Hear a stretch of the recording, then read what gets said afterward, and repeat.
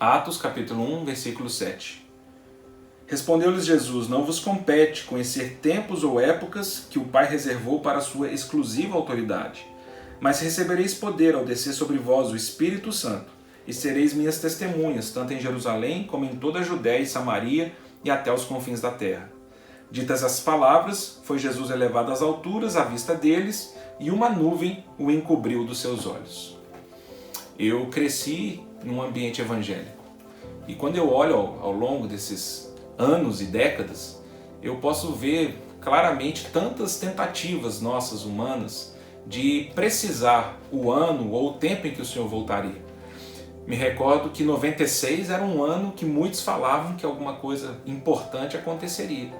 Depois veio o ano 2000, depois veio 2012, depois veio essa questão das luas de sangue, e atualmente eu tenho escutado algumas pessoas falando que é 2023 o ano que o anticristo vai se manifestar. O Senhor Jesus, nessa passagem aqui do capítulo 1, versículo 7 de Atos, ele traz uma palavra dura, ele traz um puxão de orelha aos seus discípulos, justamente antes dele ser elevado às alturas. Esse texto que nós lemos é o último registro do ministério terreno do nosso Senhor.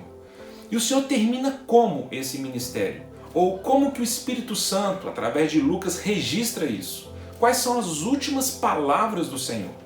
Os discípulos perguntam para ele: será que chegou o tempo do Senhor restaurar o reino a Israel? O Senhor então fala para os seus discípulos: existem coisas que não vos competem saber. Não vos competem saber coisas que são de autoridade exclusiva do Pai. Mas recebereis poder ao descer sobre vós o Espírito Santo, e sereis as minhas testemunhas. É como se o Senhor Jesus falasse assim: existem algumas coisas que não vos competem, existem algumas coisas que vos competem. Não se preocupem em tentar descobrir dias, anos, épocas ou tempos. Não é isso a questão. A questão é que eu enviarei o meu Espírito Santo para que por meio dele vocês testemunhem de mim o tempo inteiro.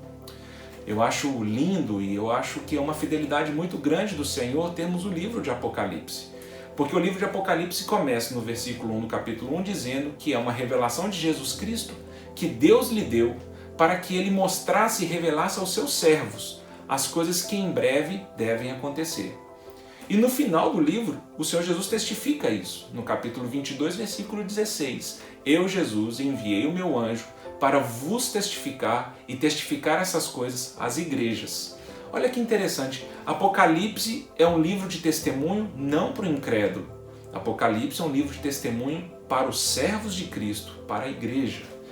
Apocalipse quase deve ser um livro de mitologia, um livro super estranho, super esquisito para quem não crê. Um livro que não faz sentido nenhum.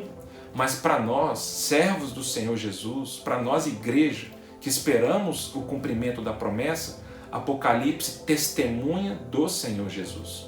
Mas como que nós podemos encaixar o livro de Apocalipse com essa palavra que o Senhor diz em Atos 1:7? Não há contradição.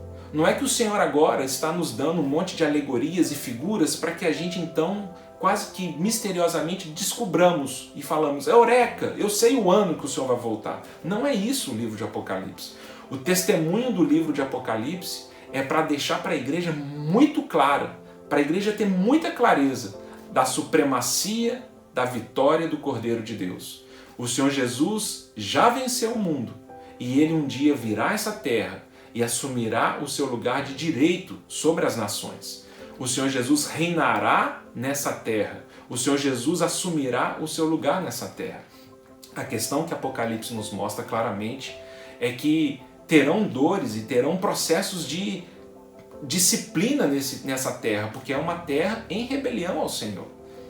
Apocalipse não é um livro para que nós venhamos descobrir o ano que o Senhor vai voltar. Apocalipse é um livro que nos traz clareza e firmeza que o Senhor venceu e em breve voltará. A minha oração nesses dias é que o meu coração não se perca com essas coisas.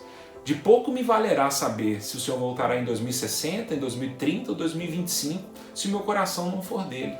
Para mim, o mais importante nesses dias é que o meu coração esteja firmado no Senhor e eu consiga descobrir esse caminho de poder espiritual para testemunhar de Jesus o tempo inteiro. Isso me compete. Isso o Senhor deseja que eu faça, que eu testemunhe dele, na quarentena ou no trabalho, na saúde ou na doença, na pobreza ou na riqueza. O Senhor deseja que eu testemunhe de Jesus, porque o Senhor me deu o seu Espírito Santo e por ele eu posso ter esse poder. Que o Senhor abra os nossos olhos, que o Senhor nos livre das curiosidades humanas, da busca por informações, nomes, anos, pessoas que pouco mudarão nossa história. Que o Senhor ganhe o nosso coração nesses dias, para que nesse tempo dessa história tão importante e tão preciosa, possamos estar firmes. Nós não sabemos se seremos testemunhas oculares dos selos que se abrem, das trombetas que se tocam, das taças da ira de Deus que se derramam, dos flagelos que serão derramados nesse mundo.